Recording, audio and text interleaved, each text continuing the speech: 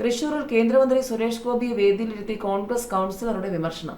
ക്രൈസ്തവർക്കെതിരായ ആക്രമണങ്ങളെ സംബന്ധിച്ചാണ് കോൺഗ്രസ് കൗൺസിലർ ബൈജു വർഗീസ് പരാമർശിച്ചത്. ക്രിസ്തുവിനേക്കാൾ വലിയ സഹനമാണ് ഉത്തരേന്ത്യൻ ജനങ്ങൾ അനുഭവിക്കുന്നതെന്ന് ബൈജു വർഗീസ് വേദിയിൽ പറഞ്ഞു. ഇതിന് തൊട്ടു പിന്നാലെ കേന്ദ്രമന്ത്രി സുരേഷ് ഗോപിയും കൈയോടെ മറുപടി നൽകി. ഉത്തരേന്ത്യയിൽ നാടകം കാട്ടിക്കൂട്ടുന്നവർ ആരൊക്കെയാണെന്ന് കോൺഗ്രസുകാരോട് ചോദിക്കുമെന്നാണ് സുരേഷ് ഗോപി പ്രതികരിച്ചത്. രാഷ്ട്രീയത്തിനു വേണ്ടിയുള്ള വക്രപ്രവർത്തനങ്ങളാണ് ഇതെന്നും സുരേഷ് ഗോപി വിമർശിച്ചു. തൃശൂരിലെ റെസിഡൻസ് അസോസിയേഷൻ സംഘടിപ്പിച്ച ക്രിസ്മസ് ആഘോഷത്തിലായിരുന്നു വിമർശനവും മറുപടിയും.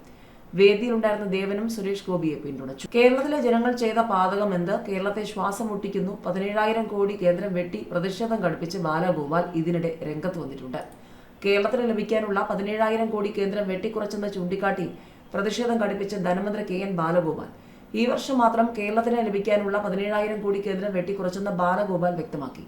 കേരളത്തെ മാത്രം ശ്വാസം മുട്ടിക്കുന്ന നിലപാടാണ് കേന്ദ്ര സർക്കാർ കൈക്കൊള്ളുന്നതെന്നും ധനമന്ത്രി പറഞ്ഞു.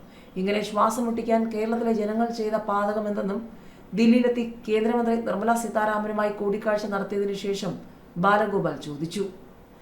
കേരളത്തിന്റെ കടമെടുപ്പ് പരിധി വെട്ടിക്കുറച്ച നടപടിയിൽ പുനഃപരിശോധന വേണമെന്ന് കേന്ദ്ര ധനമന്ത്രിയോട് ആവശ്യപ്പെട്ടതായും ബാലഗോപാൽ വ്യക്തമാക്കി. കേരളത്തിനുള്ള കേന്ദ്ര ഫണ്ടിൽ 17,000 കോടിയുടെ കുറവാണ് ഉണ്ടായിരിക്കുന്നത്. കേരളത്തിലെ സാമ്പത്തിക സ്ഥിതി അതീവ ഗുരുതരമാണെന്ന് സാമ്പത്തിക വിദഗ്ധർ ഇടയ്ക്കിടെ വിമർശിക്കുന്നു എന്നുള്ളതും കേരളം ചർച്ച ചെയ്യുന്ന സമയത്താണ് ബാലഗോപാലിന്റെ പ്രതികരണം. അതേസമയം കേരളത്തിന്റെ സാമ്പത്തിക സ്ഥിതി മെച്ചപ്പെട്ട് വരികയാണെന്നും ബാലഗോപാൽ അഭിപ്രായപ്പെട്ടു. അതേസമയം തദ്ദേശ തെരഞ്ഞെടുപ്പിലെ തിരിച്ചടിയിൽ ധനമന്ത്രി പ്രതികരിച്ചു. തെരഞ്ഞെടുപ്പ് പരാജയത്തിന് അമിത ആത്മവിശ്വാസവും കാരണമായിട്ടുണ്ടെന്നാണ് ബാലഗോപാൽ പറഞ്ഞത്. ജനുവരിയിൽ പ്രധാനമന്ത്രി നരേന്ദ്രമോദി കേരളത്തിൽ വമ്പൻ പ്രഖ്യാപനങ്ങൾ കാത്തിരിക്കുകയാണ് തിരുവനന്തപുരം. പ്രധാനമന്ത്രി നരേന്ദ്രമോദി 2026 ജനുവരിയിൽ കേരളത്തിലെത്തും. വികസിത അനന്തപുരി എന്ന പേരിൽ തിരുവനന്തപുരം നഗരത്തിൽ നടപ്പിലാക്കാൻ ഉദ്ദേശിക്കുന്ന പദ്ധതികളുടെ വികസന രേഖ പ്രധാനമന്ത്രി നേരിട്ട് പ്രഖ്യാപിക്കുമെന്നാണ് സൂചന. എന്നാൽ ജനുവരി മാസത്തിൽ എപ്പോഴാണ് പ്രധാനമന്ത്രി എത്തുന്നത് എന്നത് സംബന്ധിച്ച സ്ഥിരീകരണം പിന്നീട് മാത്രമേ ഉണ്ടാവുകയുള്ളൂ. ജനുവരി 9-ന് തമിഴ്നാട്ടിൽ പാർട്ടി പരിപാടിക്കായി നരേന്ദ്രമോദി എത്തുന്നുണ്ട്. തിരുവനന്തപുരം നഗരസഭയിലെ BJPയുടെ വിജയം ഫലപ്രഖ്യാപന ദിവസം പ്രധാനമന്ത്രി ട്വീറ്റ് ചെയ്തിരുന്നു. കേരളം പിടിക്കാൻ ലക്ഷ്യമിടുന്ന BJPക്ക് ഇത് വലിയ ആവേശമാണ് സമ്മാനിച്ചത്. കോർപ്പറേഷനിൽ അധികാരത്തിലെത്തിയാൽ 45 ദിവസത്തിനകം പ്രധാനമന്ത്രി തലസ്ഥാനത്തെത്തുമെന്നും നഗരത്തിന് പ്രത്യേക വികസന പദ്ധതികൾ പ്രഖ്യാപിക്കുമെന്നും BJP തെരഞ്ഞെടുപ്പ് വാഗ്ദാനമായി അവതരിപ്പിച്ചിരുന്നു.